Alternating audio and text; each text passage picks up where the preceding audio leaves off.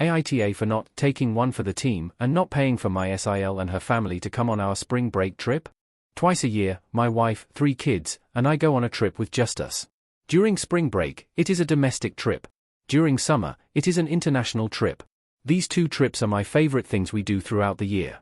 We live very frugally throughout the year, but during these trips, we do it big. The money for the trips comes from separate, non-martial passive income one have from a family commercial real estate business. In case anyone is wondering, we have a prenup.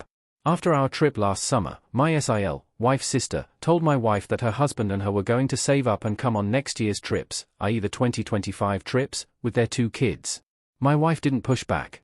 I heard about this a couple of months later and was quite frustrated.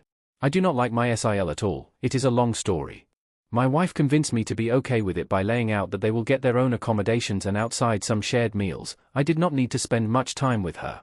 Well, in January, my BIL's job issued a return to the office directive. He was working remotely and lived out of the state of his office.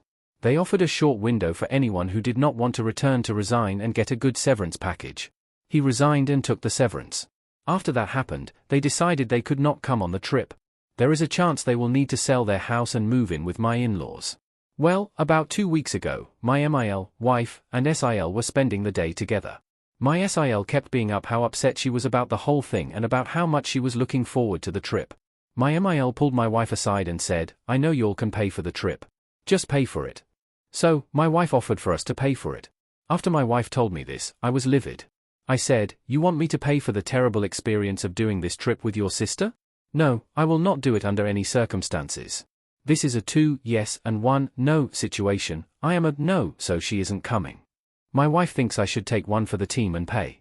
I refuse. I do feel bad for her kids.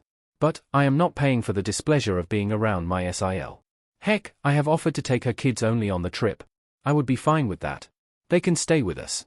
But, right now, I am left with either effectively doubling the cost of the trip or having them stay with us on the trip, which is counter to why I agreed to let her come in the first place.